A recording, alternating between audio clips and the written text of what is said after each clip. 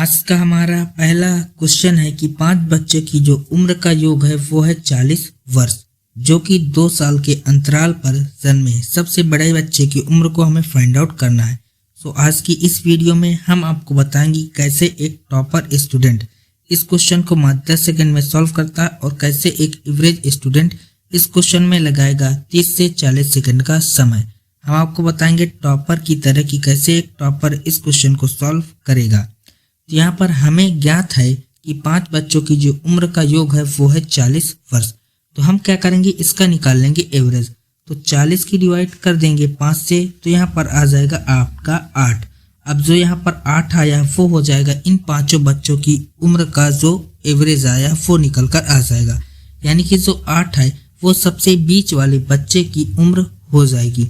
इसका मतलब यह टोटल है 5 बच्चे, इसके आगे 2 बच्चे होंगे और इसके पीछे भी 2 बच्चे होंगे।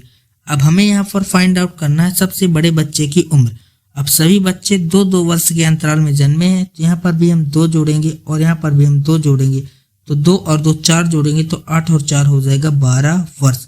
यानी कि जो भी सबसे बड़ा बच्चा होगा उसकी उम्र आ जाएगी 12 वर्ष।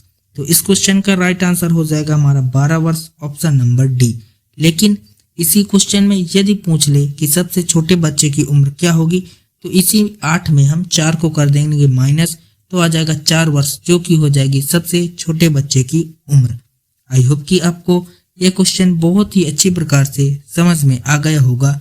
यदि आप लोगों को यह ट्रिक अच्छी लगी हो तो वीडियो को लाइक कर दें, चैनल पर नए हो तो सब्सक्राइब जरूर कर दें और अपने दोस्तों के साथ इस वीडियो को शेयर जरूर कर दें। इस क्वेश्चन के बाद हमारा नेक्स्ट क्वेश्चन है कि रहीम की वर्तमान आयु उसकी पुत्री सविता की वर्तमान आयु की 5 गुना है।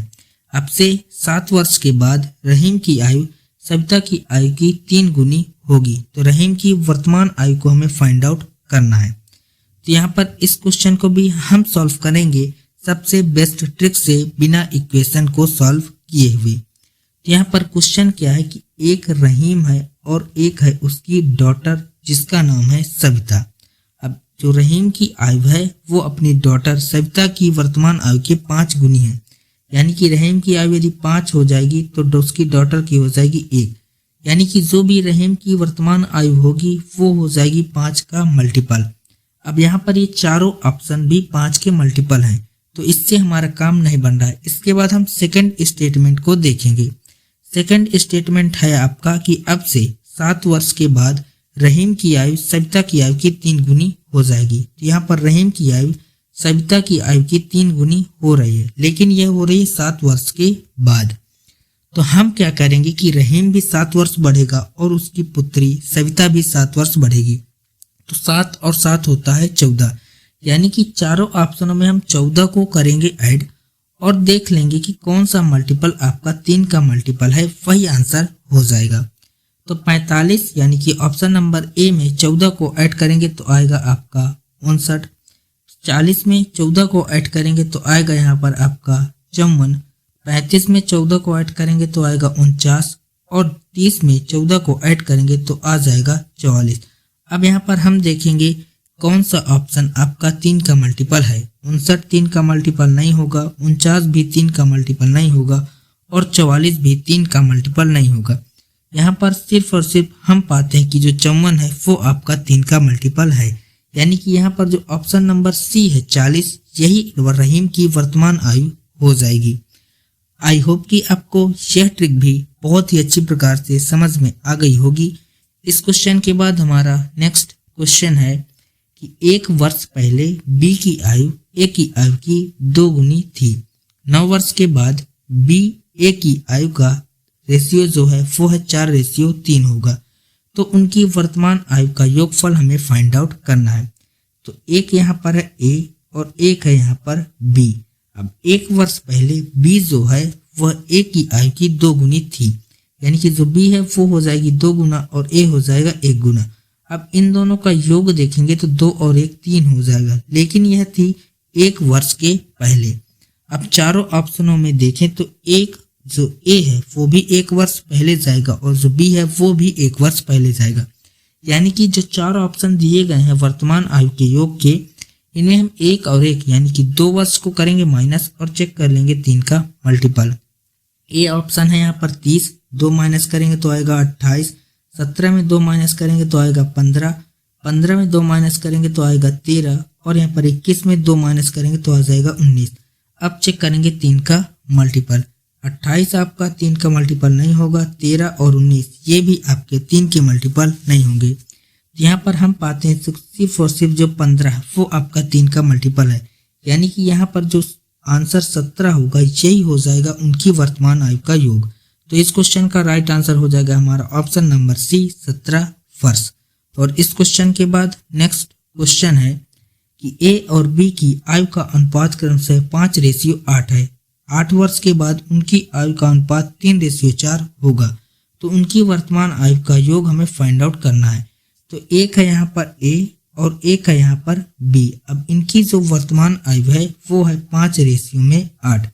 तो इन दोनों को जोड़ेंगे तो 8 और 5 हो जाएगा 13 रेशियो, यानी कि जो भी आंसर होगा वो 13 का मल्टीपल होगा। अब यहाँ पर चारों ऑप्शन आपके 13 के मल्टीपल हैं।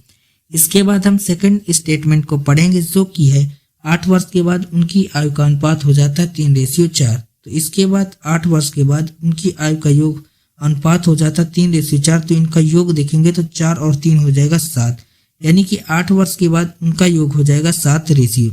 लेकिन यहाँ पर है सारे के सारे ऑप्शन जो है वो है वर्तमान आयु के योग के।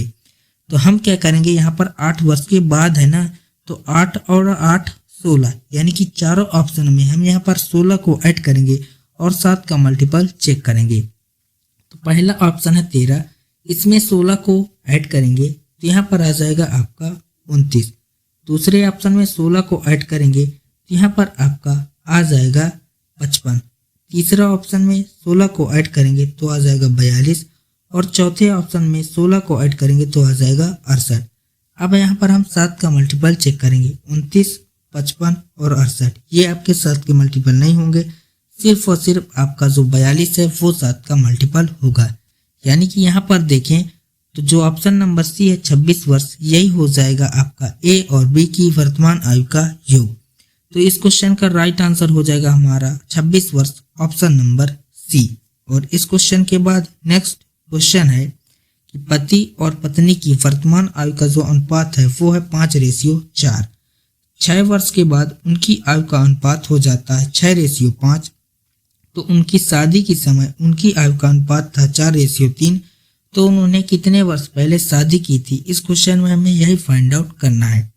यहाँ पर एक है पति और एक है पत्नी, उनकी वर्तमान आयु का अनुपात है 5:4।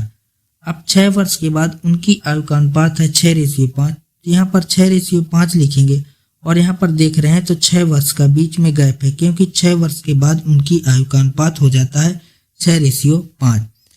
और यहाँ पर हमें फाइंड आउट पहले से ही है कि उनकी शादी के समय उनकी आयु का अनुपात है 4:3। अब हमें यहाँ पर फाइंड आउट करना है कि उन्होंने कितने वर्ष पहले शादी की थी अपनी वर्तमान आयु से। यहाँ पर देखते हैं तो 5 से हुआ 6, यानी कि यहाँ पर 1 रेशियो का गैप है और 1 रेशियो की वैल्यू यहाँ पर कितनी है 6 वर्ष। यहाँ पर देखें तो 4 से हुआ 3, 5 से हुआ 4, यहाँ पर भी 1 रेशियो का ही गैप है और 1 रेशियो की वैल्यू कितनी है 6 वर्ष। तो यहाँ से इसका मान आ जाएगा 6 वर्ष, यानी कि 6 वर्ष पहले उन्होंने शादी की थी। तो इस क्वेश्चन का राइट आंसर हो जाएगा हमारा 6 वर्ष, ऑप्शन नंबर सी। और इसी बेस पर आपके लिए एक नेक्स्ट क्वेश्चन है जिसका आंसर आप लोगों को हमें कमेंट बॉक्स में बताना है। सो आज की ये वीडियो आप लोगों को कैसी लगी ये हमें कमेंट बॉक्स में जरूर बताइएगा। वीडियो अच्छी लगी तो वीडियो को लाइक करिएगा, चैनल पर नए हो तो सब्सक्राइब जरूर करिएगा। मिलते हैं नेक्स्ट वीडियो में, तब तक के लिए जय हिंद, वंदे मातरम।